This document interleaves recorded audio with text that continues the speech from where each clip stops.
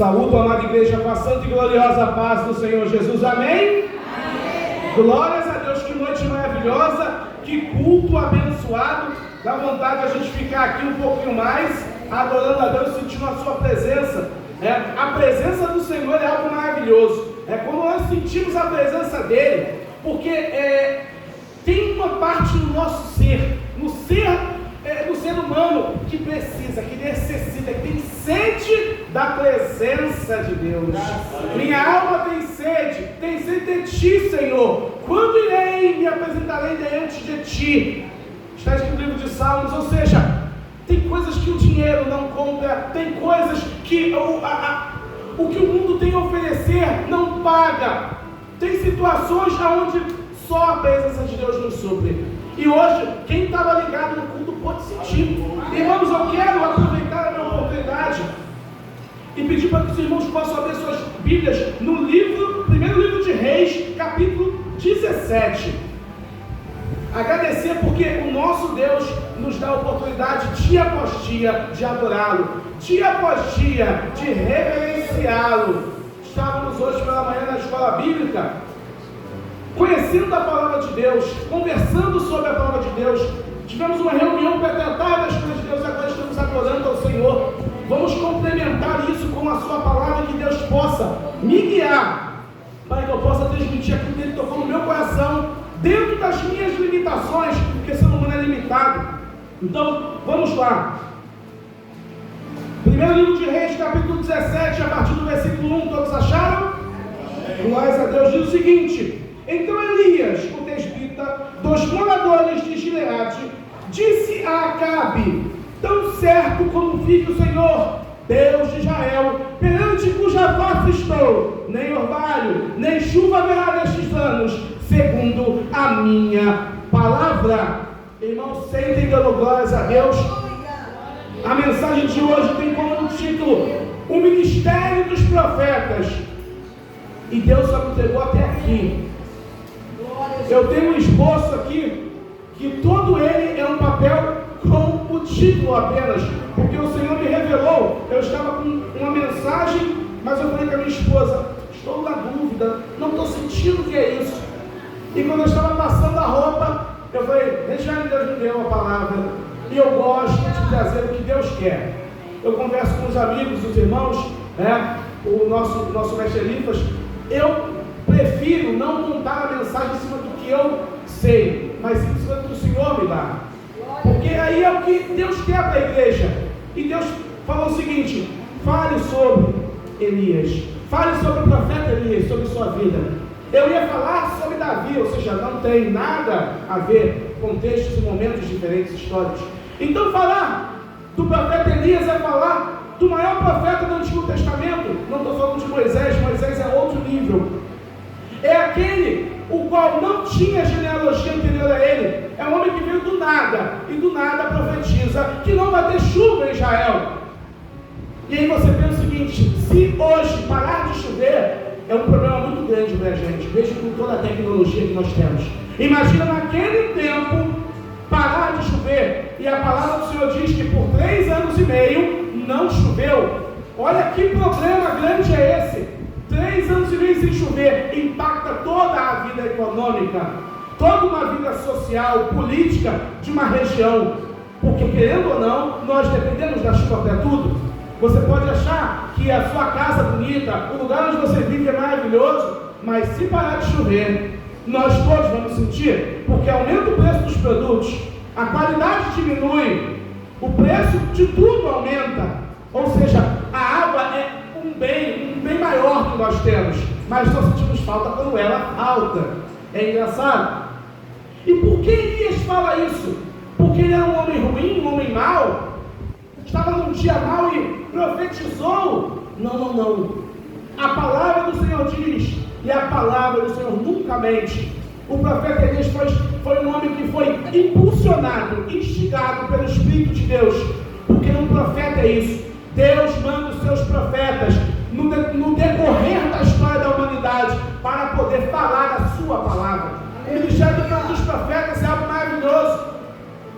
No Antigo Testamento tinham 3 ministérios excelentes, que era o rei, o profeta e o sacerdote. Coisas diferentes. O rei tinha o poder político, o sacerdote o poder da religião, mas o profeta era algo fora do comum, porque o profeta ouvia de Deus e levava para o povo.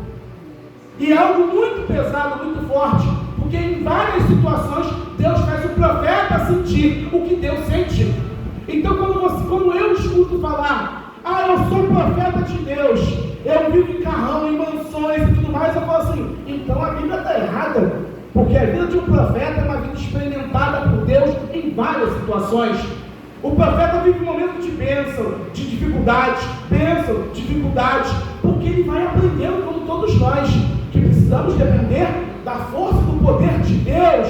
E Deus fala com vocês, porque todos aqui têm a capacidade de profetizar, de acordo com o que o Espírito Santo coloca em ministro no coração de vocês. E aquele homem está no meio de uma nação, de um povo, o povo de Israel, estava corrompido pela sua fé, estava corrompido no seu coração, porque não sabia o que queria tomar a decisão, estava corrompido porque não tinha mais a certeza de que o Deus de Israel foi realmente o Deus que tirou eles do Egito, passou pelo mar em terra seca, os levou à terra prometida, mesmo com inimigos, venceu todos e estabeleceu a sua palavra, porque tudo aquilo que Deus promete para mim e para ti na sua vida se cumpre. Deus, o nosso Deus, tem todo o poder para falar o seguinte: aquilo que não existe na tua vida, aquilo que está faltando, que deixa você preocupado, tenso, de uma hora para outra acontece, de uma hora para outra passa a existir. Aquela situação que você está preocupado, Rodrigo, eu não sei nem o meu dia de amanhã, eu estou tenso, não consigo dormir, há dias, uma palavra do Senhor e tudo acontece. Não é igual a mim, que tem que correr para lá e para cá, você que tem que ligar para uma pessoa e outra, tem que ir ali, tem que ligar, tem que marcar, tem que pedir. Negativo, porque Ele é o Todo-Poderoso. Tudo que Deus fez na criação, Ele fez somente com a sua palavra, o seu verbo. Haja, e aconteceu, e era criado. Haja, e era criado. Esse é o Deus Todo-Poderoso, sendo que o povo de Deus acabou se esquecendo de quem é esse Deus, e passaram a ter uma adoração mista. E aí a gente para e pensa, a fé é algo comum, é algo simples, cada um tem a sua, mas olha a influência que tem a sua vida espiritual, na sua vida em todas as áreas. Bastou o povo parar de olhar para o seu noivo e olhar para o outro, que as coisas começaram a desandar em Israel. Tudo começou com um problema político. O rei Acabe, que era o rei de Israel, ou seja, a unção que tinha em cima do rei, para poder governar de acordo com o que a palavra diz, sendo justo, sendo honesto, sendo íntegro, ele casou com uma mulher de um outro povo, que era uma mulher idólatra. E esse casamento misto acabou sendo o começo do problema. Ou seja, às vezes a gente pensa, é só um casamento, não é só uma opçãozinha, nada, cada um tem nada a ver com a sua família. Tá ótimo, Acabe casa com Jezabel, eles entram, celebram o casamento e começam a reinar em Israel. Mas a Bíblia fala que não existe um homem que fosse tão persuadido por sua mulher como foi Acabe. E ela começou, por que não coloca uma estátua aqui? Por que não faz uma adoração de Baal ali? Por que a gente não entrega oferendas a Astarote? E não é assim que acontece na nossa vida? Por que a gente não vai ali hoje? Por que não faz isso aqui? Por que e daqui a pouco, em vez de olhar para o nosso noivo, a gente está de lado? Entre Deus e o mundo, entre Deus e as coisas que não são agradáveis a Deus. E daqui a pouco eu estou dando de ombro para Deus, e daqui a pouco eu estou de costas para Deus, e daqui a pouco eu nem estou vendo mais Deus, e o que Deus tem para falar é a sua palavra, eu não estou nem aí. Eu estou atento a Baal, a Astarote, eu estou atento a esse mundo, eu estou atento a satisfazer os prazeres da minha carne. E isso tudo começou por isso que a gente faz, política não se mete, política está envolvida em tudo, em toda a área da nossa vida. Mas o que as pessoas querem é que nós achemos que política não tem nada a ver, são coisas separadas. Negativo. Estão julgando e julgaram várias coisas para liberar o aborto, para liberar um monte de coisa errada. Está fora do contexto da palavra do Senhor. Então política não serve para nada? É muito importante E isso vai entrando na sociedade. E essa adoração que está lá em cima, está com Jezabel e com o rei Acabe, acaba discorrendo para o povo. E o povo começa a adorar. Então daqui a pouco, cada esquina, cada canto, tem um altar a Baal, um altar a Astarote. E a palavra de Deus fala que naquele momento, naquela região, Baal era o Deus, a divindade mais adorada que tinha. Todos adoravam Baal, todos tinham alguma medalhinha, alguma coisa, um ídolo em casa, um poste ídolo na rua, nos altares dos montes. Então, o pessoal adora a Deus, a Jeová, e adora também a Baal. Eu tenho uma adoração mista, ou seja, não tem problema. Eu adoro a Deus, vou na igreja, mas também chego em casa, eu tenho meu santinho lá, eu tenho meu amuleto, eu tenho isso, eu tenho aquilo, e isso acontece na igreja hoje. Pensa que não? Senão, deixa eu estava falando por intermédio da minha boca hoje. Então, Deus fala o seguinte para a sua igreja: ei, vamos voltar à crença e adoração a um Deus só. Vamos acreditar em Deus. Vamos deixar de acreditar na sorte, no acaso, na chuva, no sol. Vamos acreditar em Deus. E Deus manda o profeta Elias. E o nome Elias no hebraico é Eliarro, que significa Jeová ou Yahvé é o Senhor. Ou seja, o nome dele é uma resposta. É o meu Deus. Jeová é o meu Deus. Se o povo está em dúvida, o Senhor é o meu Deus. Se vocês estão em dúvida, o Senhor é meu Deus. Esse é o nome de Elias, porque Deus nunca colocou o nome em pessoas por acaso. Nada chama a Bíblia por acaso. Então, o nome de Elias é uma resposta de Deus para aquele povo. Jeová é o meu Deus. É o meu Deus. Agora o seu, qual é? Eu faço uma pergunta para vocês. Qual é o seu Deus? O seu Deus é o seu dinheiro no bolso? O seu Deus é a condição que você se coloca? É essa? O seu Deus é a tua condição intelectual? O teu Deus é a tua condição física? É isso? E Elias segue o ministério complicado, porque ele fala: ó, então porque vocês estão em dúvida, não vai chover. Rodrigo, que pesado! Nossa, que Deus ruim! Não. Deus sempre quer ensinar alguma coisa. Deus não quer destruir o seu povo, nunca quis. É um Deus de amor. Então por isso que a explicação tem que ser muito cuidadosa. Porque senão pensa o seguinte: Deus é ruim, tá vendo? Deus foi lá e foi vingativo. O povo não quis ajudar ele, chicoteou. Não. Porque existia na mitologia do Deus Baal, que Baal e Astarote traziam a chuva à terra. Ou seja, eles adoravam e abençoavam a sua colheita não mais pelo Senhor Jeová, mas sim por Baal, por Astarote. Quem traz a chuva e quem abençoa é ela. Olha, é difícil isso. E Deus, ele ficou irado, muito irado com isso, porque o povo é um povo que não reconhece como Deus. É falado lá em Oséias sobre isso, que fala o seguinte: o meu marido, o meu amante me deu comida, a bebida, o azeite, o isso. Deus fala assim: mal sabia ele que era eu que trazia tudo. Porque às vezes nós somos ingratos com Deus. Nós temos que entender e reconhecer tudo que Deus fez para a nossa vida e sermos gratos a Ele. Gratos. Rodrigo, não está do jeito que eu quero, show de bola. É um processo. O que o nosso pastor fala muitas vezes. Temos que aguentar o processo. Não temos que ser crentes felizes, alegres, agradecidos a Deus só quando as coisas estão boas. Temos que acreditar que no período do processo Deus está no controle. Porque nada sai do controle das suas mãos. Nada. E quando ele fecha o céu e não chove, o povo clama a Baal, clama a Astarote, e nada de cair. Elias vai para fora, ou seja, ele sai do meio do povo e vai para Sidom, onde tem uma viúva. E lá ele faz o primeiro milagre dele. Por quê? Em Israel não havia fé para isso. Olha só, ele tem que sair do meio do povo dele para poder fazer um milagre. Porque a mulher estava pegando ali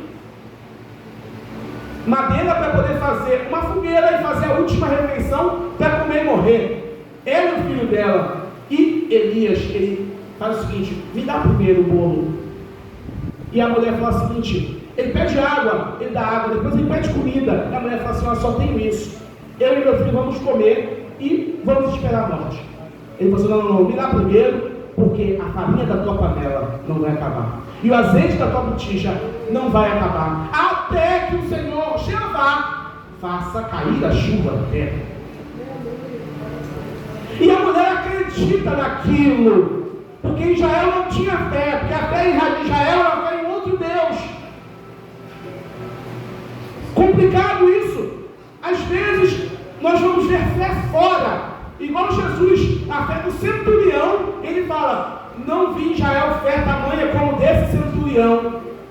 Ele falou, Senhor, fala só uma palavra que está tudo certo, porque eu tenho autoridade e eu sei que se eu falar alguma coisa, meu servo vai fazer. Ou seja, aquele homem entendeu de pronto que Jesus é o Senhor dos exércitos, e quando ele fala, tudo tem que acontecer. Graças a Deus. E às vezes a gente não entende isso. Depois de um certo tempo ele aparece para o mordomo, e aí fala o seguinte, ele se apresenta e o mordomo fica, Senhor Elias era reconhecido como profeta, o rei Acabe te procurou por todo Israel e não te achou. Ele falou assim, olha, eu estou aqui, eu vou falar com ele, fala com ele que eu vou me encontrar com ele. Ele, não, porque eu sei que o Senhor tem muito poder, e se eu falar para o rei que o Senhor está aqui, o rei chegar aqui e não te encontrar, o rei vai mandar me matar, porque eu sei que Deus te leva daqui para lá e de lá para cá. Ou seja, ele era reconhecido. Então essa é uma questão, o reconhecimento de Deus na nossa vida, que Deus faz coisas sobrenaturais. Muitas das vezes, se eu for para perguntar aqui, todos que estão sentados, você vai ter algo sobrenatural que Deus fez na tua vida, e que você fala assim, até hoje eu não entendo. E não entende não, só crê, porque você creu, e Deus foi lá e mostrou que Ele é Deus na tua vida. E Elias falou para aquele homem, não, pode mandar falar com ele, que eu vou me encontrar com ele. E ele vai lá e se apresenta ao rei. E olha só qual era a fama de Elias no seu próprio povo. Ele está voltando. O rei olha para ele e fala o seguinte, você é o agitador de Israel. Ou seja, quando você prega a palavra de Deus, e você prega que está errado, é errado, o certo é o certo, e quando a pessoa não quer ouvir, ela fala que você é agitador, que você é baderneiro, que você está pregando arruaça, que você está mexendo as coisas demais. Mas a palavra de Deus, ela é verdade, onde quer que seja. E eu aprendi uma coisa, com Deus, ele é maioria, em qualquer lugar. E ele falou assim, não, o agitador são vocês, que estão bagunçando com Israel, estão trazendo uma adoração mista. Então vamos fazer um desafio, vamos marcar um desafio, 1 contra 1, na verdade 1 contra 1 não, foram 850 contra 1, vamos para o Monte Carmelo e vamos clamar. O Deus que respondeu é o Deus de verdade. E Elias fala o seguinte, o povo, vocês estão cocheando entre dois pensamentos, uma hora é Deus, outra hora é Baal, uma hora é Deus, outra hora é Baal, e Deus manda perguntar para você, para mim e para você, até quando você vai ficar na dúvida, se é Deus ou é Baal na tua vida? Chegou a hora de tomar a decisão, Deus não já mostrou tanta coisa, mas tudo bem, prepara-se 850 profetas, de Baal e Astarote, estão no Monte Carmelo, e Elias fala o seguinte, o Deus que responder com fogo é o Deus verdadeiro. Vocês vão começar, que vocês são muitos. E a palavra de Deus fala que eles clamaram de manhã até a tarde. E nada. E Elias começou a debochar deles. Grita mais alto, pode ser que esteja dormindo. E eles clamaram, se cortaram, se mutilaram. Por quê? A fé, uma fé louca, é uma fé que você se corta, é uma fé que você se machuca, é uma fé que você faz rituais loucos, doidos, e o ser humano acha que é muito normal. Mas a fé no Deus vivo é algo simples, mas profundo, porque a palavra de Deus fala o seguinte, agora é a minha vez. Elias vai lá, se ajeita e fala assim, primeiro, vamos restaurar o altar do Senhor que estava sobre ruínas. Deus manda falar para a igreja o seguinte, existe um altar sobre ruínas. O altar do Senhor é o seu coração. Será que você está com o coração completamente correto para com Deus? Ou você veio como religioso na igreja e vai embora, cumpre aquilo que é feito e vai embora? Não, Deus quer que você se envolva no culto, se envolva lá fora na tua adoração, que a tua vida com Deus seja 24 horas. Seja o seguinte, você está pensando, mas aquele versículo discipular, toma aquele louvor que eu tenho que... A tua vida tem que ser uma vida para com Deus, mas isso naturalmente. Não precisa ninguém puxar a tua orelha. Ó, já deu pinta hoje? Ó, é aquele não sei... Não. Você tem que sentir sede e vontade de fazer. Senão não vale. Porque Deus quer saber o seguinte, não é só o sacrifício, mas o seguinte, com qual coração você oferece esse sacrifício? Com amor, com carinho, com prazer, ou você vem só fazer, ó, tá aí, tá feito, Deus, não quero saber, já fiz a minha obrigação. É assim? Deus não é nenhum mendigo, não precisa de qualquer coisa. Se vamos fazer para Deus, tem que ser um perfeito, com amor, com carinho, com cuidado. Elias vai lá e pega e fala assim, agora é minha vez. A palavra do Senhor fala, e é muito interessante, a oração de Elias é uma oração curta, e a palavra fala que é o seguinte,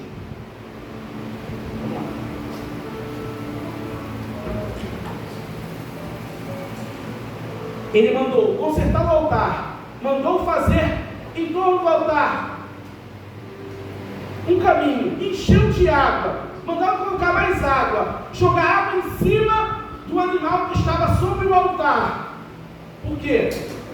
Se pegar fogo, tem que pegar fogo, está tudo cheio de água ali. E ele faz uma oração curta, mas profunda, objetiva. E é engraçado que fala o seguinte, que fala, no momento que é oferecida a oferta de manjares, a oferta de manjares é oferecida em 2 horários, uma de manhã e outra no final da tarde. Ou seja, o dia inteiro os profetas de Baal, de Astarote adoraram, clamaram, gritaram. No final do dia ele deixa a minha vez agora.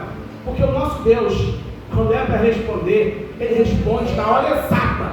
Ele fala o seguinte, Senhor Deus de Abraão, de Isaac e de Israel, fica hoje sabido que tu és Deus em Israel, e que eu sou teu servo, e que segundo a tua palavra, fiz todas essas coisas. Responde-me, Senhor, responde-me, Pai, que teu povo saiba que tu, Senhor, és Deus, e que a ti fizeste endurecer e proceder ao coração deles.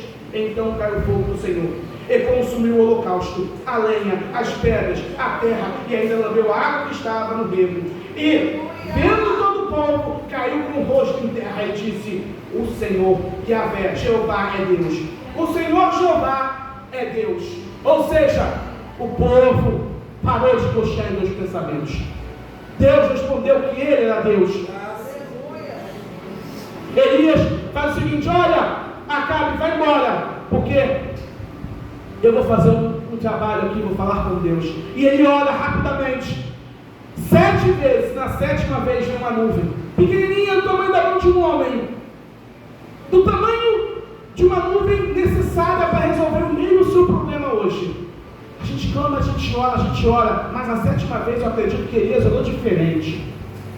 Ele orou com carinho, e sabendo que o número 7 é o número do Senhor, ele falou, Senhor, responde. E a nuvem veio pequenininha, porque às vezes a solução para o teu problema não é, Deus não manda algo estrondoso, não. Ele manda pequeno. E ele olhou pela nuvem com a fé que ele tinha e falou assim, isso basta.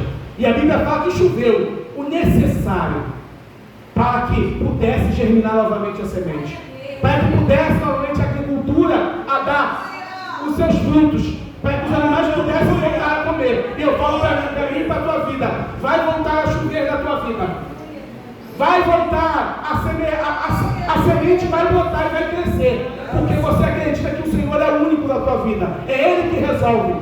E mesmo que depois de tudo isso venham a te ameaçar, como fizeram, como a rainha Jezabel fez com o profeta, falando, como você fez com meus profetas, porque todos os profetas foram mortos naquele dia, eu vou fazer com você.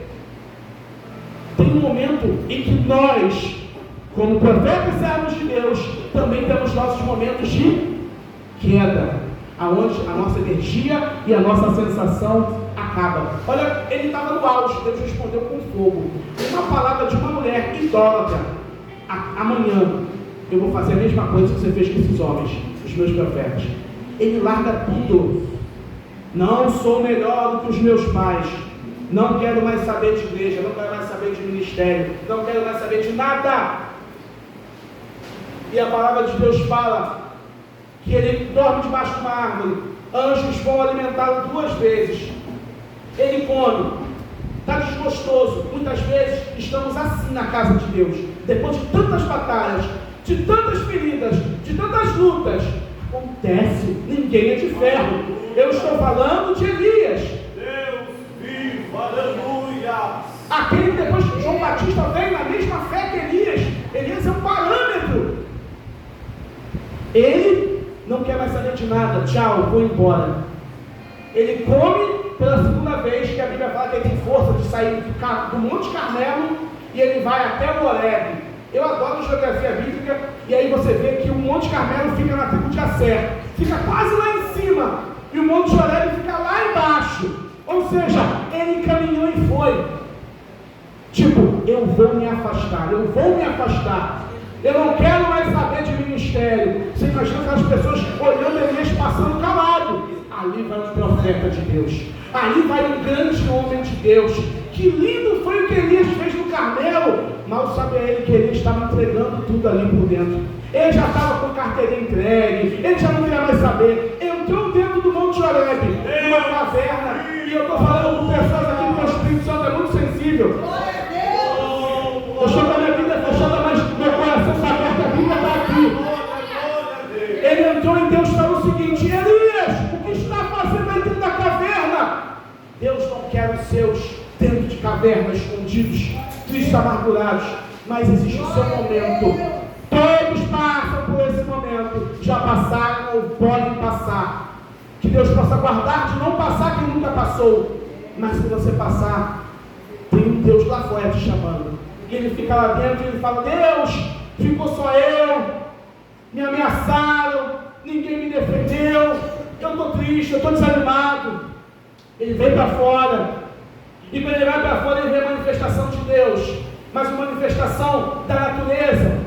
Ele vê o vento, ele vê o fogo, ele vê o terremoto, e ele está dentro, ele está vendo tudo isso acontecendo, e a Bíblia fala que não estava Deus nisso, porque muitas vezes não é isso que vai fazer você sair da caverna, você se curar desse mal, dessa depressão que você está. Estamos no Setembro Amarelo, nossa irmã até conversou comigo sobre isso.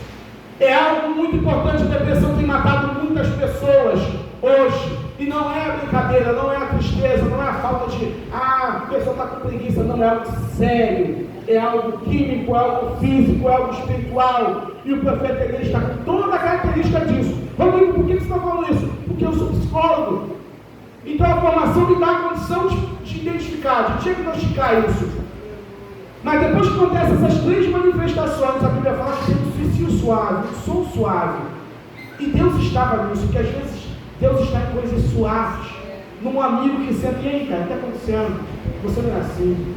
Poxa, irmão, não quer mais louvar não? Você louvava tão lindo. Poxa, aquelas pregações que você fazia, poxa, eu não te vejo mais na igreja. Às vezes esse suicídio suave que Deus usa um irmão, é Deus falando. Aí ele sai, coloca na porta, mas a Bíblia fala: olha só, ele cobre o rosto dele para sair. E por que ele cobre o rosto dele? Porque o profeta Elias, ele sabe, ele é um homem profundo de intimidade, ele sabe que Deus está do lado de fora, e que ele não podia ver Deus, então ele cobre o seu rosto. Ele sabe que a presença do Senhor, a Kadosh Baruch está na frente dele, ele cobre o rosto dele e vai falar: Deus, eu estava sozinho, no meio do povo, fiz isso, aquilo, por causa do Senhor, ninguém me protegeu, e tudo mais. E ele falou com Deus, Deus de frente para ele. E Deus fala o seguinte: olha, Elias, você não é o único não. Existiam 6.000 que não dobraram o joelho a Baal também. É que você não sabe de tudo. Existem homens também fiéis igual a você, que sofrem, estão passando por perseguições que não tem nem a fama que você tem. Estão vivendo escondidos em caverna, porque Obadias escondeu eles de Jezabel, porque senão eles vão morrer à espada. Então a tua dor também é semelhante à do outro. Você não está sozinho, mas eu estou aqui. Eu ainda tenho 3 coisas para que você possa fazer. Ou seja, Deus manda dizer para você, igreja: não acabou. Deus ainda tem propósito na tua vida. Deus ainda tem no mínimo 3 coisas para fazer com você. Elias ia ungir o rei da Síria, Azael. Ele ia ungir o novo rei de Israel. Ele ia ungir o seu substituto, o profeta Eliseu. Dessas três coisas, a gente sabe que Elias só fez uma, que foi ungir o seu substituto. Os outros foi Eliseu que fez. Mas o ministério de Eliseu é o ministério de Elias. E é um homem que foi levado para o céu no redemoinho. Não morreu. Um homem elevadíssimo em nível espiritual. Quem estuda sabe quem representa Elias, mas sofreu igual a mim e você. Nesse mundo, nós vamos passar por momentos sensacionais com Deus. Nós vamos voar na presença do Senhor. Mas quando for para passar pela dificuldade, que vai acontecer para a gente crescer espiritualmente, segura nas mãos de Deus. Segura nas mãos de Deus e vai. Então, agradeço, meu Deus, obrigado.